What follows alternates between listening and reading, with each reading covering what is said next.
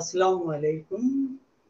মহান বিজয় মাসের সংগ্রামী শুভেচ্ছা জানিয়ে শুরু করছি কিউরিয়াস টিভির নতুন আয়োজন করে শব্দ শুনে। আপনারা জানেন যে 1971 সালের দীর্ঘ 9 মাসের রক্তক্ষয়ী যুদ্ধ আমাদের বীর মুক্তিযোদ্ধারা ছিলেন কয়েকটা সেক্টর থেকে তারা যুদ্ধ করেছেন। কেউ ছিলেন রণাঙ্গনে, কেউ ছিলেন খেলার মাঠে, কেউ ছিলেন কবিতায়, কেউ ছিলেন গানে, কেউ ছিলেন স্বাধীন বাংলা বেতার কেন্দ্রের মতো আরো একটি শক্তিশালী মাধ্যমে। সেই স্বাধীন বাংলা বেতার কেন্দ্রের শব্দ সৈনিকদের নিয়ে আমাদের এই আয়োজন। আমাদের আজকের অতিথি স্বাধীন বাংলা বেতার কর্মী পরিষদের সাধারণ সম্পাদক মনোয়ার হোসেন খান। মনোয়ার হোসেন খান, আপনাকে স্বাগত জানাচ্ছি আমাদের আজকের অনুষ্ঠানে। মনোয়ার হোসেন খান, আপনাকে আমি ধন্যবাদ। যখন আমাদের মহান স্বাধীনতা যুদ্ধ শুরু হয়েছিল তখন আপনি একজন টকবগে তরুণ। তখন আমাদের নানাভাবে আমাদের মুক্তিযোদ্ধারা যুদ্ধ করেছেন। কেউ রণাঙ্গনে করেছেন, কেউ স্বাধীন বাংলা বেতার কেন্দ্রের মাধ্যমে করেছেন, কেউ সাংবাদিকতার মাধ্যমে করেছেন। আপনি স্বাধীন বাংলা বেতার কেন্দ্রটাকে কেন বেছে নিয়েছিলেন? আসলে আমি তো তখন ছাত্র, ইন্টারমিডিয়েট পাস করেছি মাত্র। এই অবস্থায় যেহেতু আমি কলেজ অফ মিউজিকের ছাত্র, তখন দিদেন পাকিস্তানে একটাই কলেজ অফ মিউজিক ছিল, সেটা সেগুনবাগিচা 28 নম্বর, ওখানেই থাকতাম। যেহেতু সঙ্গীতের লোক আমি, এবং তাছাড়াও তখনকার যে ঢাকা বেতার কেন্দ্র, এখানে আমি সঙ্গীত শিক্ষার আসরের একজন ক্যাপ্টেন। প্রায় 80টা ছেলে মেয়ে গান বাজনা শিখত, ওস্তাদ গুল মোহাম্মদ খান, মনসুরুদ্দিন এদের সাথে। তো এই সঙ্গীতের কারণে, এবং তখন আমরা যেহেতু বঙ্গবন্ধু তারও আগের থেকে প্রস্তুতি নিচ্ছেন, আমাদের স্বাধীনতার একটা উচ্চারণ এসছে যে আমরা স্বাধীনতা চাই, বাঙালিরা পাকিস্তান থেকে মুক্ত হতে চায় তাদের হাত থেকে। তো আমাদের তখন আমরা গণসঙ্গীত করা, গণনাটক করা, এগুলো চালিয়ে যাচ্ছি এবং বিভিন্ন রকমের অনুষ্ঠানে অংশগ্রহণ করছি। কলেজ অফ মিউজিকের ছাত্রছাত্রীরাও বেশিরভাগই অংশগ্রহণ করেছি আমরা। সেই সুবাদে যখন বঙ্গবন্ধু 7ই মার্চের ভাষণে আহ্বান জানালেন, তোমাদের যার যা কিছু আছে তাই নিয়ে যুদ্ধে ঝাঁপিয়ে পড়ো, এরকম একটি আহ্বান ছিল তার। এবং অস্ত্র বলতে যার যা আছে, ওকে, সেটাই যদি হয় তাহলে আমাদের অস্ত্র তো আমাদের কণ্ঠ, গান বাজনা করা। তো সুতরাং, এবং একটা প্ল্যাটফর্ম তো লাগে আমাদের। সে প্ল্যাটফর্মটা কি? সেটা হচ্ছে যে আপনারা জানেন যে বঙ্গবন্ধু কে অ্যারেস্ট করা হয় 26শে মার্চ প্রথম প্রহরে, এবং তার আগে এই 25শে মার্চ আমাদের ঢাকায় এবং দেশের বিভিন্ন জায়গায় পাকিস্তান হানাদার বাহিনী আমাদের বাঙালিদের উপরে চড়াও হয়, তাদেরকে হত্যা করে, আগুন দিয়ে পুড়িয়ে বিভিন্ন স্থাপনা নষ্ট করে দেয়, ধ্বংস করে দেয়। আমরা যারা বাঙালিরা এখানে ছিলাম বেশ একটা দুরবস্থার মধ্যে পড়ে গিয়েছিলাম। তো সেই সুবাদে আমাদের একটা ধারণা ছিল যে আমরা মুক্তিযুদ্ধে যাব, অবশ্যই দেশের মুক্তির সংগ্রামে যাব। এবং এই সময় দেখেন যে 26শে মার্চই বঙ্গবন্ধু যে অ্যারেস্ট হয়ে যান, তার আগে তিনি একটি আমাদের বাংলাদেশের স্বাধীনতা ঘোষণা করে যান, যে আজ থেকে বাংলাদেশ স্বাধীন বলে আমি ঘোষণা করে গেলাম, ইত্যাদি, এইভাবে আর কি।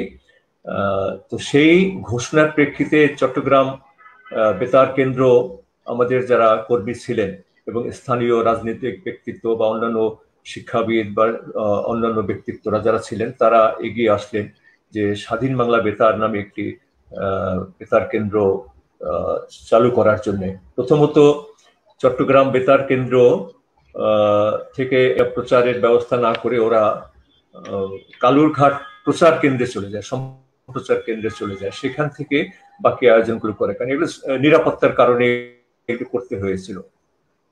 তারও আগে বলে যাই যে 7ই মার্চের ভাষণটা কিন্তু বাংলাদেশের ঢাকা বেতার কেন্দ্র প্রচারের একটা উদ্যোগ নিয়েছিল, কিন্তু যেহেতু সরাসরি প্রচার এরা করতে দিল না, কিন্তু পরবর্তী পর্যায়ে দেখা গেল যে আমাদের যারা কর্মী ছিলেন তারা বেতার কেন্দ্র ত্যাগ করে চলে যান এবং বেতার বন্ধ করে দিয়ে গেছিলেন ঢাকা বেতার।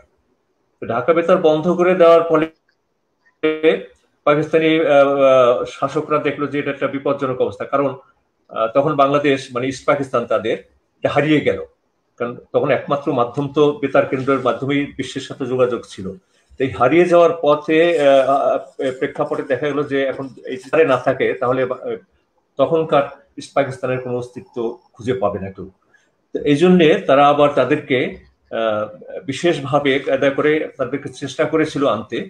সেই রাত্রে তাদেরকে দিয়ে আর ট্রান্সমিটার ওপেন করানো হয়নি, কিন্তু একটা শর্তে ট্রান্সমিটার ওপেন করানো হয়েছিল, সেটা ছিল যে পরের দিন 8:30টায় বঙ্গবন্ধুর ভাষণ প্রচারের ব্যবস্থা নিতে হবে, নাহলে এই বেতার কেন্দ্র খোলা হবে না, এবং সেই মতো ব্যবস্থা হয়েছিল। যাই পরবর্তী অনেক ঘটনা ঘটে এর মধ্যে। তো বঙ্গবন্ধুকে যখন অ্যারেস্ট করা হয়, তারপরে উনি যখন ঘোষণাটা দিয়ে যান যে বাংলাদেশ আজ থেকে বাংলাদেশ স্বাধীন, তোমাদের যার যা কিছু আছে নির্দেশনা তো 7ই মার্চে দিয়ে গেছেন যে কিভাবে মুক্তিযুদ্ধটাকে পরিচালনা করতে হবে, কি কি পদক্ষেপ নিতে হবে। ওনার এই ভাষণের মধ্যে কিন্তু সবকিছু নির্দেশনা ছিল। হ্যাঁ, তো এটা সরাসরি তো আর যুদ্ধ ঘোষণা করে যাওয়া যায় না, বলে গেছে, পদ্ধতি বলে গেছে। তো 26শে মার্চ স্বাধীন বাংলা বেতার কেন্দ্র কালুরঘাট প্রথমে চালু করে হলো বিপ্লবী বেতার কেন্দ্র হিসেবে, এবং 28শে মার্চ এখানে স্বাধীনতা ঘোষণা করা হয় একজন আর্মি অফিসারের মাধ্যমে। তারপরে আলোচনার প্রেক্ষিতে বিপ্লবী শব্দটা 28 তারিখ থেকে বাদ দেওয়া হয়। এরপরে 30শে মার্চ আমাদের ওই বেতার কেন্দ্রটা, যেহেতু পাকিস্তানি আর্মিরা বুঝতে পারলো যে এখান থেকে প্রচারণা চালানো হচ্ছে বাংলাদেশের মুক্তিযুদ্ধের পক্ষে একটি বেতার কেন্দ্র, সুতরাং এই বেতার কেন্দ্রের উপরে ওরা পাকিস্তানি বিমান বাহিনী বোমা আক্রমণ করে, ফলে আমাদের বেতার কেন্দ্রের বেশ ক্ষতি হয়। তাতে ট্রান্সমিটার, ফিডার লাইন, বৈদ্যুতিক লাইন সব নষ্ট হয়ে যায়। কিন্তু আমাদের যে কর্মীরা ছিল সেসব কর্মীরা একটু লুকিয়ে গেলেও পরের দিন এসে কিন্তু ওখান থেকে একটি ইমার্জেন্সি ট্রান্সমিটার থাকে 1 কিলোওয়াটের, সেটি উঠিয়ে নিয়ে রামগড়ের দিকে চলে যায়, এবং প্রায় ধরেন সেই তারিখ থেকে ওখান থেকে 30শে মার্চ পর্যন্ত এই কয়েকদিন। এরপরে 3রা এপ্রিল থেকে আবার প্রচার কার্যক্রম চালানো হয়। সেখানে আমাদের এই 1 কিলোওয়াটের ট্রান্সমিটার প্লাস ভারতীয় বিএসএফ এর 2টি ওয়্যারলেস ট্রান্সমিটার, সেটা খুবই কম ক্ষমতা, শুধু ওয়্যারলেস, এটা শর্টের। শুরুতে যখন চট্টগ্রাম থেকে এটা শুরু হয়, এরপরে বিভিন্ন সময় বাধা এসেছে, এবং বাধা আসার পরে কয়েকবারই এটা চালু করার চেষ্টা করা হয়েছে, কিন্তু স্থায়ীভাবে আপনারা যখন শুরু করলেন তার শুরু থেকেই কি আপনি ছিলেন? না, আমি আর পরে যাই। তো এগুলো জানি আর কি, কারণ আমার তো এগুলো জানার অবকাশ ছিল, কারণ অলরেডি এটা প্রচার মাধ্যম, তো আর কি হচ্ছে না হচ্ছে এগুলো তো আমরা জেনে যেতাম। তো যাই হোক, ওখান থেকে ওই 2 জায়গার থেকে প্রচার ছিল একই সাথে। একটা ছিল জঙ্গলের মধ্যে আমাদের ট্রান্সমিটার, আবার দিকে শর্টওয়েভ, তারপরে শর্টওয়েভ গুলো এক জায়গায় করে আনা হয়। এইভাবে এটা চলেছিল হলো আপনার 24শে মে পর্যন্ত। এর মধ্যে সরকার গঠিত হয় 10 তারিখ এপ্রিলের। এরপরে ওথ নেওয়া হয় 17 এপ্রিল, এবং এই তো মুজিবনগর অস্থায়ী সরকার চিন্তা করলেন যে নিজস্ব শক্তিশালী ট্রান্সমিটার থাকা দরকার। সেটার জন্য ভারতীয় সরকারের ট্রান্সমিটার পাই, যেটা 25শে মে অর্থাৎ ইসের মাধ্যমে চালু করা গিয়েছিল। সকাল থেকে 7টা থেকে এই অনুষ্ঠানটি, পূর্ণাঙ্গ অনুষ্ঠান চালু করা হয়, এবং এটি এখান থেকে শুরু করা, যেটা একেবারে 2রা জানুয়ারি 72 পর্যন্ত চলে। এই সময়ে আমরা তো স্বাধীন বাংলা বেতার শুনতাম, এটা আকাশবাণীর অনুষ্ঠান, বিবিসি বিভিন্ন ভাবে শুনতাম, এবং এই অনুষ্ঠানগুলো শুনবার যদিও সেই সময় ক্ষমতাটা কম ছিল, কিন্তু যখন 25শে মে শুরু করে তখন এটার ক্ষমতা বেড়ে যায়, প্রচারের ক্ষমতা, ফলে আমরা সমস্ত দেশবাসী মোটামুটি একটু সুন্দরভাবে শুনতে পাচ্ছিলাম। আমার টার্গেটটা ছিল যে আমি মুক্তিযুদ্ধে যাব, কিন্তু আমার জায়গা হবে স্বাধীন বাংলা বেতার কেন্দ্র। এই সুবাদে আমি খুঁজতে চেষ্টা করলাম যে আমার সঙ্গী সাথী কাউকে পাই কিনা যাওয়ার জন্য। তো আমি অনেক চেষ্টা করে একবার ঢাকাও এসেছিলাম আমি এই যুদ্ধকালীন সময়ে। তো ঢাকা এসেও আমি জায়গা পাইনি, পরে আবার বাড়ি চলে গেলাম। বাড়ি গিয়ে আমরা প্রায় 9 ভাই একসাথে, এটা অক্টোবর মাসের 7 তারিখের দিকে আমরা রওনা হই। এটা তখন একটু পানি ছিল দেশে, নৌকায় করে আমাদের প্রায় ওপারে পৌঁছতে, মানে সেই যশোর কালীগঞ্জ হয়ে পৌঁছতে, ওপারে বগাফা পর্যন্ত পৌঁছতে বা হাকিমপুর ক্যাম্প যেখানে আমি ছিলাম সেইখানে পৌঁছতে আমাদের সময় লেগেছে প্রায় 7-8 দিনের মতো। তা আমি 15 তারিখে আমাকে মতিউর রহমান মিয়া, একজন এমপি, উনি ইনচার্জ রিসেপশন ক্যাম্প ছিলেন, প্রাদেশিক পরিষদ সদস্য। সেটি হচ্ছে এই একটি কাগজ, এটার মধ্যে ওনার জয় বাংলা প্রাদেশিক সদস্য লেখা, আমাকে সার্টিফাই করেন যে আমি স্বাধীন বাংলা বেতারে যেতে চাচ্ছি। এরপরে আমাকে 16 তারিখে একটা মুভমেন্ট অর্ডার দেওয়া হয় ওই গণসংযোগ কেন্দ্র থেকে, আমি যেন যেতে পারি এখান থেকে। কোথায় যেতে পারি? বাংলাদেশ মিশনে, এবং সেখান থেকে গিয়ে যেন আমি স্বাধীন বাংলা বেতারে যোগদান করতে পারি। এই কথাগুলো এখানে লেখা আছে, সেই মতো আমি যাই। এবং আমার এই মুভমেন্ট অর্ডারটা Ballygunge circular, Ballygunge police station যেটা ওখানে জিডি করে, সেটা হচ্ছে 2রা নভেম্বর, মানে অনেকদিন পরে, এটা পরের মাসে করা হয়। এর মধ্যে আমি যখন আমার গন্তব্যস্থানের কাছাকাছি পৌঁছে গেছি, তখন থিয়েটার রোডে আমার এক বিআই ছিলেন, ওর কাছে দেখা করলে ও সঙ্গে সঙ্গে বলে যে বিআই এসছেন, খুব ভালো হয়েছে, এই ঠিকানায় আপনি চলে যান, ওখানে গিয়ে ওঠেন। ওখানে গেলে পরে আমি নিজে নিজে চলে এসেছি জিজ্ঞাসা করে করে ওই বালিগঞ্জ সার্কুলার রোড 57-8 নম্বরে। সেখানে আসলে পরে আমি আমার পরিচিত মুখ পাই, যেমন তাহের সুলতান, উনি আমার প্রডিউসার ছিলেন যখন আমি সঙ্গীত শিক্ষার আসরের ক্যাপ্টেন ছিলাম, তখন উনি আমাকে চুক্তিপত্র দিতেন, এবং আমি ওটাকে, উনি প্রডিউসার হিসেবে দেখাশোনা করতেন, আমিও সঙ্গীত শিক্ষার আসরে দেখতাম। তো উনি পেয়ে আমাকে জড়িয়ে ধরলেন। তো উনি বলেন যে খুব ভালো হয়েছে তুমি এসছো, তুমি এখানেই থাকবে। কোথায়? আমাকে বলে যে দোতলায় পাকের ঘরে থাকবে, রান্নাঘরে তুমি থাকবে। ওখানে গিয়ে দেখি আমার সাথে একটা, তখনকার তো ওই যে ব্যাগ, ওটা ছিল চামড়ার ব্যাগ, একটু লালচে রঙের, ওটার মধ্যে আমার লুঙ্গি শার্ট, এক্সট্রা একটা লুঙ্গি শার্ট গেঞ্জি এই পর্যন্ত, বেশি না। তো ওইটা মাথায় দিব, কিন্তু আমার তো বালিশ নাই, সুতরাং ওখানে কাগজের ডেইলি পেপার এবং সাপ্তাহিক পেপার ছিল, মাসিক পেপার ছিল, মাসিক পেপার আমার বালিশের সাথে যোগ করলাম বালিশের মতো করে, আর ওই দৈনিক পত্রিকাগুলো আমি বিছিয়ে ওখানে থাকতে চেষ্টা করলাম। এটাই ছিল মোটামুটি ওইখানে পৌঁছাবার একটা পর্যায়ে। তো পথে অনেক ঘটনা ঘটেছে। ওই সময় আপনারা যারা কাজ করেছেন স্বাধীন বাংলা বেতার কেন্দ্রে, সেখানে তো আপনাদের সব ধরনের সুযোগ সুবিধা ঠিক ওইভাবে ছিল না, তারপরেও আপনারা কাজ করেছেন, অনেক কষ্টের মধ্যে আপনারা পত্রিকা লিখেছেন, গান লিখেছেন, সুর করেছেন, আবার আপনারা কোরাস গেয়েছেন, হয়তো পর্যাপ্ত সাউন্ড বক্সও আপনাদের ছিল না। এই কথাগুলো কি একটু বলবেন? হ্যাঁ, অবশ্যই। কারণ আমরা তো আসলে যে বাড়িটা ছিল আমাদের 57-8 যে বালিগঞ্জ সার্কুলার, সেখানে থাকতেন হলো আমাদের তখনকার অস্থায়ী সরকারের প্রধানমন্ত্রী, রাষ্ট্রপতি তাজউদ্দিন আহমেদ এবং সৈয়দ নজরুল হোসেন, এবং মন্ত্রী পরিষদের কয়েকজন সদস্য। তারা যেহেতু আমাদের একটা স্টুডিও বা বাড়ি দরকার, ওরা নিজেদের জায়গাটা ছেড়ে দিয়ে অন্যত্র চলে গেলেন এবং বলে যে তোমাদের আজকে থেকে এইটাই তোমাদের অফিস হবে। তো ওখানে আমরা যখন যাই তখন আমাদের কোনো যন্ত্রপাতি ছিল না, বিশেষ করে গান বাজনা রেকর্ডিং এর জন্য। হ্যাঁ, প্রাথমিক পর্যায়ে যে গান বাজনা রেকর্ডিং হয়েছে, অনেকে নিজেরা গলায় দোতরা ছিল, কারো খোল ছিল, কারো তবলা ছিল না, হয়তো খঞ্জনি টঞ্জনি ছিল সাথে, বা মন্দিরা ছিল, যার যার। এটা লোকাল বিভিন্ন জায়গার থেকে এসছে, এটা কোনো প্রফেশনাল শিল্পী তখন ছিল না। একটা গল্প পাই, একটা কথা পাই যে কোন একজন কলকাতারই একজন হকারের কাছ থেকে, যিনি ওষুধ বিক্রি করতেন, তার কাছ থেকে একটা হারমোনিয়াম ধার করে এনে নাকি একটা গান করে, দুটো গান করেছিলেন। হ্যাঁ, সেই গানটার আমি জানি না, দুটো গান আমরা হারমোনিয়ামে পাই, তার মধ্যে কোনটা সেটা আমার এখন বলতে পারবো না, সেটা এত বছর পরে। তবে হারমোনিয়াম দিয়ে যে গান হয়েছে সেটার প্রমাণ আমার কাছে আছে, গানও আছে। তার মধ্যে একটি গান হচ্ছে ওই মনোরঞ্জন সরকার খুলনার তাকপের বাঙালিদের বাঙালির সম্পর্কে একটা আর একটা হচ্ছে যে ভেবো না গোমা, এটা গেয়েছিল হলো রবীন্দ্রনাথ রায় এবং মান্না হক। এছাড়া যন্ত্রপাতি না থাকাতেও যে পরবর্তী পর্যায়ে যন্ত্রপাতি আসলে কিছু রেকর্ডিং হয়। আমাদের গীতিকারের অভাব ছিল, সুরকারের অভাব ছিল, তারপরে শিল্পীরও অভাব ছিল। তো বিভিন্ন জায়গা থেকে এসে তারা যোগদান করে, গান বাজনা করে।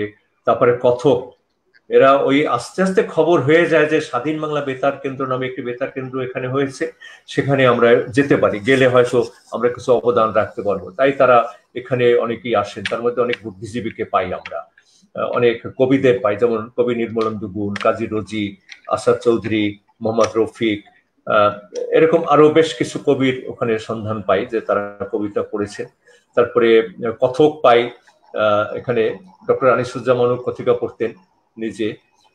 তারপরে আমাদের গাজীউল হাসান খান, অসিত রায় চৌধুরী, তারপরে এখানে গল্পকাররাও এসছেন, গল্প লিখেছেন। তারপরে নাট্যকার এসছেন কল্যাণ মিত্র, যিনি বিখ্যাত একটা ধারাবাহিক নাটক লিখেছিলেন জল্লাদের দরবার, রাজু আহমেদ যেটা মূল ভূমিকায় অভিনয় করতেন, এবং খুব বলিষ্ঠ একটি নাটক ছিল এবং ধারাবাহিক নাটক। এখন আপনারা ওইখানে যে কাজ করতেন, আর দেশে এই নাট্যকাররা এইভাবে আসলে নিউজ সেকশন হলো একটা, এটা প্রথম দিকে দেশে যারা ছিলেন আপনাদের আত্মীয় স্বজন, তাদের সাথে আপনারা যোগাযোগ করেছেন কিভাবে? আসলে ওই সময় তো যোগাযোগ মাধ্যমটা সেরকম ছিল না। একমাত্র বিষয়টা আমি বলি, আমরা বেতারে আমাদের দুই একটি গান প্রচার হলে নাম টাম বলা হতো, কিন্তু তাজউদ্দিন আহমেদ একটা উপদেশ দিলেন যে তোমরা সম্ভাব্য ক্ষেত্রে নামটা ব্যবহার করো না, কারণ তুমি যেই অঞ্চল থেকে এসছো সেই অঞ্চলে যদি রাজাকার আলবদর কিংবা বিপক্ষ শক্তি থাকে, মুক্তিযুদ্ধের বিপক্ষ শক্তি, তারা হয়তো তোমাদের বাড়িতে একটা আক্রমণ করে তোমাদের পরিবারের সদস্যদের ক্ষতি করতে পারে। যার জন্য দেখা যাচ্ছে যে আমার নাম হয়ে গেল মনোয়ার আহমেদ। কারণ এই নামটা কেন আহমেদ হলো, যে তখন কিন্তু আলী আহমেদ নামে একজন রাষ্ট্রপতি ছিলেন ভারতে, ওই আহমেদ শব্দটা, এবং ওরা খুব হোসেনের চেয়ে আহমেদ শব্দটা ব্যবহারও বেশি করেন। এইভাবে যেমন সৈয়দ হাসান ইমাম প্রথম দিনই বাংলা সংবাদ পড়েছিলেন 25শে মে, কিন্তু দেখা গেল যে উনি পড়তেন ছদ্মনামে কি, সালে আহমেদ। তারপরে সবুজ চক্রবর্তী কথিকা পড়তেন, কবিতা পড়তেন, সংবাদের কাজ করতেন, কিন্তু ওনার নাম ছিল সবুজ চক্রবর্তী। ওনার আসল নাম হচ্ছে অধ্যাপক, তখন অধ্যাপক ছিলেন না, তখন তো স্টুডেন্ট ইউনিভার্সিটির, নিরঞ্জন অধিকারী। ঠিক এইভাবে বেশ কিছু নাম। তারপরে চেনাকণ্ঠ, সৈয়দ আলী হাসান, তার নাম হয়েছে চেনাকণ্ঠ। এইভাবে বেশ কিছু নাম ছদ্মনাম হয়েছে, ছদ্মনামে তারা অনুষ্ঠান প্রচার করতেন। এটা পারিবারিক নিরাপত্তার জন্য। আর যেটা আপনি বললেন যে দেশের বাড়ির সাথে যোগাযোগ, এইটা খুব দুরূহ ব্যাপার ছিল। এখন দেশের প্রায় কোটিখানিক লোক তো শরণার্থী হয়েছে, দেশ ত্যাগ করছে, এবং তাদের মাধ্যমে আমরা কিছু খবর পেতাম যে আমার দেশের বাড়িতে কি হয়েছে না হয়েছে। তারা হয়তো আমারই অঞ্চলের হতে পারে কিংবা অন্য অঞ্চলের, যারা আমাদের হয়তো জানতো চিনতো, আমরা মুক্তিযুদ্ধে গিয়েছি ওই অঞ্চলে ওই বাড়ি। কারণ গ্রামের বাড়িতে এইসব একটু আন্তরিকতার সাথে বিভিন্ন লোক যোগাযোগ করে, শহরে হয়তো এখন এটা নাই, কিন্তু গ্রামে এক গ্রাম আরেক গ্রামকে চেনে, মানুষজনকেও চেনে। সেই সুবাদে কিছু খবরাখবর আমরা পেয়ে যেতাম। তো আমাদের ফেলে আসা পরিবারগুলো তো আমাদের জানবার কোনো সুযোগ, ওই একমাত্র গান বা অনুষ্ঠান করলে বা কণ্ঠ শুনে হয়তো বুঝতে পারতো তার সন্তান বা তার ভাই তার বেঁচে আছে, কি অনুষ্ঠান করছে, এই আর কি, এইভাবে। তো আমরা অনেকগুলো অনুষ্ঠান হতো, যেমন চরমপত্র মানুষকে উজ্জীবিত করেছে, বজ্রকণ্ঠ ছিল বঙ্গবন্ধু সেই 7ই মার্চের ভাষণ, এছাড়াও ছিল জল্লাদের দরবার, সংবাদ তো ছিলই, এবং একটা পর্যায়ে উর্দু এবং ইংরেজি ভাষায়ও সংবাদ চালু হয়েছিল। তো এই কাজগুলো যে আপনারা করতেন, এই কাজগুলো করতে গিয়ে আপনারা কি ধরনের সমস্যা মোকাবেলা করেছেন? সমস্যা তো ছিল, সমস্যা তো ধরেন আমাদের তো এটা স্টুডিওটা কোনো বিজ্ঞান ভিত্তিক কোনো স্টুডিও নয়, যেটা একটা স্টুডিও বানাতে গেলে যে অ্যাকোয়াস্টিক সিস্টেম থাকে, সেখানে যন্ত্রপাতির বাহুল্য থাকে, প্রচারের নব অনেক কিছু থাকে। তা আমাদের কিন্তু ছিল মাত্র 2টো টেপ রেকর্ডার, একটা হেডফোন, 2টো মাইক্রোফোন, এই ছিল আমাদের পুরো রেকর্ডিং এর ব্যবস্থাপনা। একটি মাইক্রোফোনে আমরা কোরাসও করেছি, আবার একটি মাইক্রোফোন দিয়েই হয়তো আমাদের তবলা বা গিটার বা যেসব অ্যাকোস্টিক সিস্টেম বাজাতে হতো, রিদম রাখতে হয়েছে, ওইটাই আবার গান করছি, ওইটাই আবার খবর পড়া হচ্ছে, ওইটাই বিভিন্ন রকমের ভয়েস কাস্টিং হচ্ছে ওখান থেকে। তো সুতরাং এগুলো নিয়ে আবার টেপ টু টেপ ট্রান্সফার করা হতো। টেপগুলো ছিল ইন্ডিয়ায় ভারত সরকারই দিয়েছিল, তার নাম ছিল জয় টেপ। জয় টেপগুলো এখন আর আপনি ওইটা ধরলে গুঁড়ো হয়ে গেছে, পাউডার হয়ে গেছে অনেক বছর আগে, 20-25 বছর আগে পাউডারের মতো হয়ে গেছে। তো এই সীমিত এর মধ্যে আমাদের তো কোনো থাকার জায়গা ছিল না। কেউ ওই দিন সারাদিন হয়তো সকাল থেকেই কাজ করছে, কারণ আমাদের একটা সময় দুটো দুটো অধিবেশন হতো, সকালে একটা সন্ধ্যায় একটা। তো এই দুটো অধিবেশন তৈরি করতে হতো, একটি বা দুটি টেপে সব অনুষ্ঠান পাঠিয়ে দেওয়া হতো।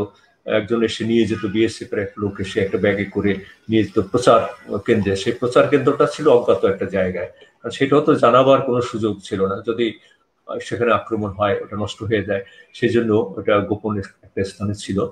এখানে যারা কর্মী ছিলেন তাদের খাওয়ার কষ্ট ছিল, তারা নিজেরা রান্না করেও খেতে পারতেন না, কারণ পাকের ঘরে যদিও আমি থাকতাম কিন্তু পাকের ঘরে কোনো রান্না হতো না, আমাদের খেতে হতো রাস্তায় গিয়ে, অথবা কেউ হয়তো খাবার পাঠিয়ে দিতেন, কোনো কোনো জায়গা থেকে খাবার আসতো, আমরা ভাগ করে খেতাম। আর আমরা ফ্লোরে থাকতাম, কেউ কেউ টেবিলের উপরে থাকতাম, মানে ধরেন হয়তো গভীর রাত পর্যন্ত আমরা কাজ করছি, আমাদের কোনো পালাও ছিল না যে এই পালায় কাজ করবে ওই পালায় সে কাজ করবে, সেটাও ছিল না। যে যতক্ষণ পারছি আমরা আমাদের কাজ করে গেছি। কারণ বেশিরভাগ সময় যে স্টুডিওতে এখন গান হচ্ছে সেখানে একটু পরে কবিতা পাঠ করা হবে, সেখানে একটু পরেই কথিকা হবে, একটু পরেই খবর রেকর্ডিং করা হবে, সেখানে আবার সেগুলো বানানো হবে। এই যে কাজগুলো, বসে থাকার কোনো সুযোগ, অনেকে রাত্রি জেগেও এই কাজগুলো আমাদের করতে হয়েছে। খাবারের অভাব ছিল, এটা ঠিক। আমরা সবসময় কেউ কেউ আমরা দেখেছি শুধুমাত্র একটু চা বিস্কুট এইরকম খেয়েও কাজগুলো করতেছেন। এগুলো বলা মুশকিল ছিল যে আমরা কি কাজ করছি, কিভাবে করছি, এখন এটা ভাষায় প্রকাশ করা খুব কঠিন। আর এখন স্মৃতিতে আছে আমাদের কষ্টগুলো, এছাড়া আর কিছু বলার নেই আর কি। আচ্ছা, স্বাধীন বাংলা বেতার কেন্দ্রে তো আপনাদের অনেক আনন্দের স্মৃতি আছে, অনেক কষ্টের স্মৃতি আছে। আপনার সবচেয়ে আনন্দের স্মৃতি কোনটি স্বাধীন বাংলা বেতার কেন্দ্রে? স্বাধীন বাংলা বেতারের আনন্দের স্মৃতি আমি একটাই বলবো যে ভাই, আমরা বিভিন্ন অঞ্চল থেকে, বিভিন্ন পরিবার থেকে, বিভিন্ন শিক্ষায় শিক্ষিত কিংবা কিছু অশিক্ষিত ছিলাম, কিন্তু একদিকে শিক্ষিত। যেমন একজন গীতিকার, চারণ কবি, হ্যাঁ, চারণ শিল্পী, তিনি হয়তো লেখাপড়ায় বা তার হয়তো ডিগ্রিধারী শিক্ষিত এই জন্য যে তিনি ভালো গান করতেন, ভালো লিখতে পারতেন, ভালো বলতে পারতেন। তো এটা একটা দিক ছিল। তো আমরা আমি আবার একটু প্রসঙ্গটা ধরেন তো, ভুলে গেছি। আচ্ছা, তো ওইখানে যেদিন বাংলাদেশ স্বাধীন হলো, পাকিস্তানি হানাদার বাহিনী যখন আত্মসমর্পণ করলো, ঠিক ওই মুহূর্তে অনুভূতিটা কেমন? হ্যাঁ, এটা আমি বলছি। ও, আপনি সম্পর্কের কথা বলছিলেন, এটা আমি ভুলে গেছিলাম। সম্পর্কটা ছিল যে, যেহেতু আমরা বিভিন্ন জায়গাতে গেছি, আমরা তো কোনো আত্মীয় স্বজন নই, বন্ধু বান্ধব নেই, কিন্তু ওইখানে আমরা যাচ্ছিলাম, মানে এত আন্তরিকতা ছিল আপনি চিন্তা করতে পারবেন না। আজকে হয়তো সেটা খুঁজেও পাবো না, আগেও এরকম ছিলাম না। আমরা তো সহপাঠী পেয়েছি জীবনে, সহকর্মী পেয়েছি, কর্মজীবী যোদ্ধা জীবনের একটা বড় পাওনা। এই সহযোদ্ধাদের যে একজনের ভালো আন্তরিকতা, এটা ছিল অতুলনীয়। হ্যাঁ, এবার আসি আমি যে যেদিন দেশ স্বাধীন হয়, আমরা তো ঠিক যুদ্ধ শুরু হলো 26শে মার্চ থেকে, যে যাত্রা শুরু, মানে 25শে মার্চ রাত্রি থেকে 26শে মার্চ থেকে যে ঘোষণা দিয়ে যে যাত্রা শুরু হলো, এবং 16ই ডিসেম্বরের আগেই আমরা জানতে পেরেছি যে 15 তারিখে এরকম একটা সারেন্ডার হতে যাচ্ছে, পাক আর্মিরা সারেন্ডার করবে, সেটা আমরা শুনেছি। শুনেও তখন বিশ্বাসযোগ্যতায় আসি নাই, আমাদের মধ্যে বিশ্বাসটা আসেনি তখন। কিন্তু 16 তারিখে যখন আমরা সত্যিকারে জানতে পারলাম, আমাদের যারা মুরব্বী ছিলেন এবং সরকারের প্রতিনিধি ছিলেন, তারা এসে তখন বললেন যে আজকে সারেন্ডার করছে তারা, এরকম সোহরাওয়ার্দী উদ্যানে যেখানে বঙ্গবন্ধু ভাষণ দিয়েছিলেন, সেখানে পাক আর্মিরা সারেন্ডার করবে, আমরা আজকে আমাদের দেশ স্বাধীন বিজয় ঘোষিত হলো, আমরা স্বাধীন হয়েছি, সেদিনের বিষয়টা আমার ব্যক্তিগত অনুভূতিটা এরকম ছিল যে আমি যেন বিশ্বাসই করতে পারছিলাম না যে আমরা স্বাধীন হয়েছি। আমি অনেকক্ষণ একেবারে চুপচাপ ছিলাম, কথাটা কি সত্যি, আমরা কি স্বাধীন হতে পেরেছি? এই যে এত একটা কষ্টের ভিতর থেকে এরকম একটা আনন্দের সংবাদ, এটুকু হৃদয়স্থ করতে আমাদের ব্যক্তিগতভাবে সময় লেগেছে। তারপরে যখন দেখুন সবাই হইচই করে উঠছে, সবাই খুশি, একজন একজনকে জড়িয়ে ধরছে, তখন চোখের পানি ছাড়া আর কিছু বোধহয় আমাদের ভিতর থেকে উৎসারিত হয়নি। এটা বিশাল ব্যাপার ছিল। তো সেদিন যে ঘটনাটা ঘটেছে,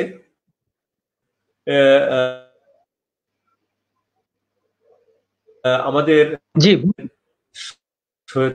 শামসুল হুদা চৌধুরী সংগঠক সিনিয়র, দ্বিতীয় ছিলেন আশফাকুর রহমান খান 2 নম্বর, 3 নম্বর ছিলেন মেজবাউদ্দিন আহমেদ।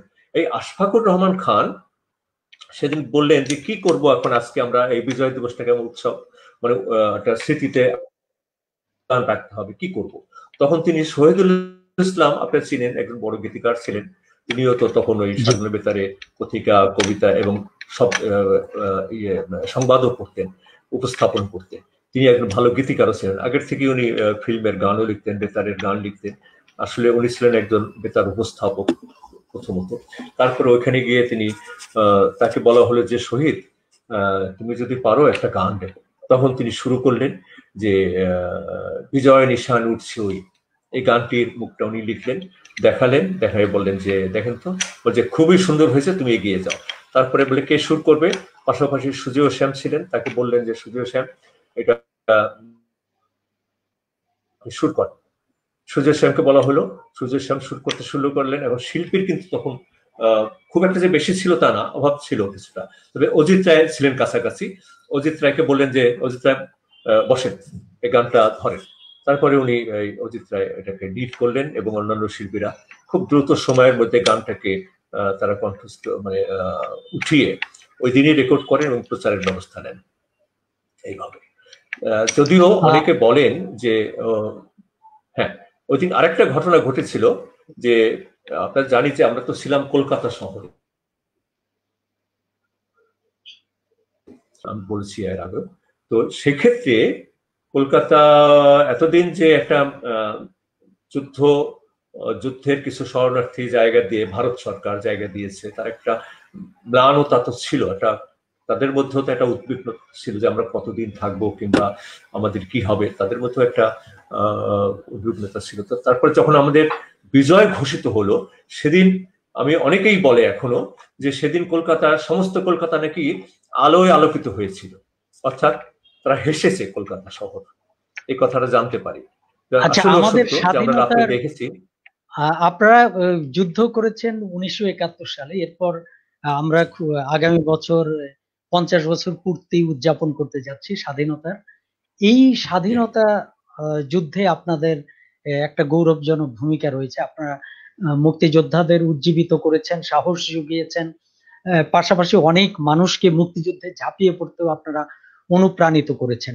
এই 50 বছরের শেষ 50 বছরের কাছে এসে আপনার কি মনে হয় আপনাদের প্রাপ্তি, যেমন আপনারা একটা স্বীকৃতি আপনারা পেয়েছেন, মুক্তিযোদ্ধার স্বীকৃতি আপনারা পেয়েছেন শব্দ সৈনিকরা, সব মিলিয়ে আপনার কি মনে হয় আপনার প্রাপ্তিটা কেমন?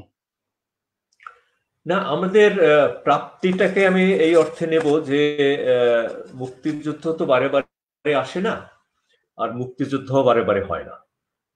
আর যারা এখনো সেই সময় যারা মুক্তিযুদ্ধ করেছেন তারা অবশ্যই ভাগ্য বেঁচে গেছেন, তারা তো ভাগ্যবান বটেই। যারা মুক্তিযুদ্ধে শহীদ হয়েছেন আমি সেলুট জানাই তাদেরকে, কিংবা যারা মুক্তিযুদ্ধ করতে গিয়ে মারা গিয়েছেন তাদেরকে আমি অবশ্যই শ্রদ্ধার সাথে দেখি যে আমার সহযোদ্ধারা, আমার যারা শ্রদ্ধেয় ব্যক্তিত্বরা হয়তো দেশের জন্য নিজের জীবন উৎসর্গ করেছেন, তাদের প্রাপ্তি আমাদের চেয়ে প্রাপ্তিটা আমার দেশের, আমার প্রজন্মের। আমি কি পেলাম সেটা বড় কথা নয়। যদি অনেকে কিছুদিন কয়েক বছর আগ পর্যন্ত বলছে যুদ্ধ করেছি আবার গেজেট কি, যুদ্ধ করেছি আবার স্বীকৃতির কেন, যুদ্ধই আমরা অর্জন করেছি, স্বাধীনতা দরকার ছিল, স্বাধীনতা এনে দিয়েছি। তো এখন হয়তো অনেকে ভাবছেন যে স্বীকৃতিটা দরকার, কারণ সরকার স্বীকৃতির পিছনে কতগুলো কল্যাণমুখী কাজ করছেন।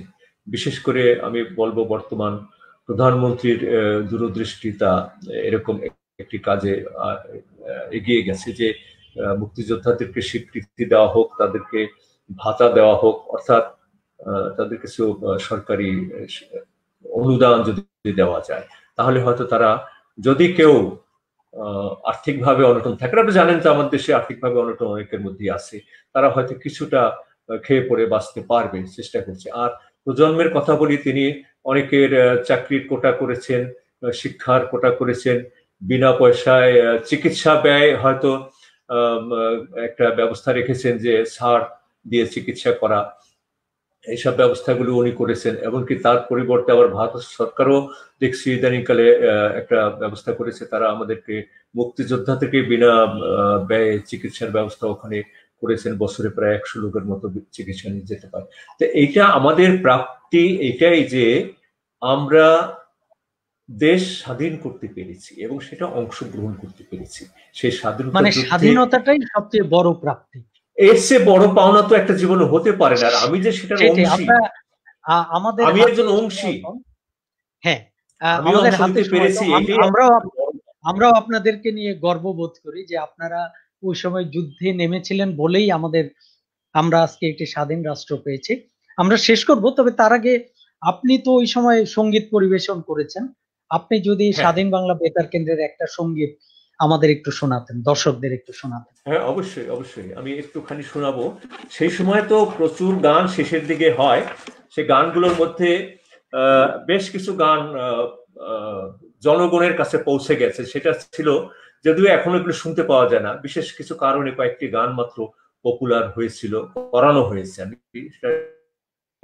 একটা চালাকি করে কেউ কেউ করেছে, নিজের সুর করা, নিজের গীতিকার হিসাবে গানগুলো প্রচারের ব্যবস্থা করেছে। কিন্তু অনেক গান আমাদের রয়ে গেছে অগোচরে, যেগুলো প্রচার করা আর সম্ভব হয়নি। যেমন সর্দার আলাউদ্দিন আহমেদ, এত বড় একটা শিল্পী, যিনি আমাদের শব্দ সৈনিকদের মধ্যে সবার আগে 72 সনে উনি মারা যান। সবার আগে উনি মারা গেছেন। উনি অবিবাহিত ছিলেন, মাত্র 31 বছর বয়সে উনি মারা গেছেন, 30 বছর বয়সে যুদ্ধ করেছেন। আমি এখানে একটা কথা বলে নিই, আপনি দেখেন অনেক বাহিনী ছিল, তার মধ্যে শব্দ সৈনিক শব্দটিকে আমি গেজেট করাতে পেরেছি। এই নামটি দিয়েছিলেন আশফাকুর রহমান খান। এটা একটা বইয়ের জন্য দিতে গিয়ে নামটা দেন, সেটা কোনো সময় কেউ উচ্চারণ করতো না, কিন্তু 2016 সনের 28শে নভেম্বর 108 জনের গেজেট হয় আমার হাত দিয়ে। মানে আমি ব্যবস্থা করেছিলাম, যদিও মন্ত্রণালয়েরই কাজ এটা, মাননীয় মন্ত্রীও এটার পিছনে অনেক সময় দিয়েছেন, তার মেধা দিয়েছেন। আর অন্যান্য যারা আধিকারিক ছিলেন তারাও এটার জন্য তাদের কাছে আমি কৃতজ্ঞ। তো এই শব্দ সৈনিক শব্দটা এই প্রথম গেজেটভুক্ত হয়, এটা একটা বিশাল পাওনা আমাদের নামের সামনে। এখন আবার হয়েছে বীর মুক্তিযোদ্ধা। বীর মুক্তিযোদ্ধা এখন বলতে পারি আমি কে, আমি বীর মুক্তিযোদ্ধা শব্দ সৈনিক মনোয়ার হোসেন খান। এটা একটা বিশাল আমার জন্য পাওনা, কারণ আমার প্রজন্ম এই শব্দটাকে ইউজ করতে পারে। যাই হোক, আমি সেই সময় যেসব গান পরবর্তী পর্যায়ে খুব পপুলার হয়েছিল, তার মধ্যে একটি গান আমি শোনাবো এখন। গানটি গেয়েছিল সর্দার আলাউদ্দিন। জগৎবাসী একবার বাংলাদেশকে যাহারে, জগৎবাসী একবার বাংলাদেশকে যাহাও দেখিয়া রে, সোনার বাংলা করল শ্মশানে রে, ওরে পাকিস্তানের বর্বরিয়া হিয়া, মেশিনে গানার বুলেটে বেউনেটে দিয়া, জগৎবাসী একবার বাংলাদেশকে যাও দেখিয়া রে, বাঙালিদের ফসল লুটা বাঙালিদের গুলি, ওরে অত্যাচার অত্যাচারের প্রতিশোধ নে তুলি। বাঙালি তুই বুকের রক্ত দিয়া জগৎবাসী একবার বাংলাদেশকে যাও দেখিয়া রে। আমার মায়ের রক্ত, বোনের রক্ত, ভাইয়ের রক্ততে ওরে মুক্ত করতে মুজিবুরের বঙ্গভূমিকে। হারাই অস্ত্র নিয়া জগৎবাসী একবার বাংলাদেশকে যাও দেখিয়া রে। জগৎবাসী একবার বাংলাদেশকে যাও দেখিয়া রে। বেশ ভালো লাগলো আপনার এই গানটি শুনে। আমরা শেষ করব। আপনাকে অনেক ধন্যবাদ জানাচ্ছি। আপনি আমাদের সাথে সেই সময়ের কিছু অভিজ্ঞতা শেয়ার করলেন, দর্শকরাও জানতে পারলো, নতুন প্রজন্মের মানুষও জানতে পারলো যারা মুক্তিযুদ্ধ দেখেনি। তো আমরা আপনাকে আবারও ধন্যবাদ জানাচ্ছি, দর্শকদেরও ধন্যবাদ জানিয়ে শেষ করছি আমাদের আজকের আয়োজন। আগামীকাল আবারও দেখা হবে অন্য একজন শব্দ সৈনিককে নিয়ে। আমিও আপনাকে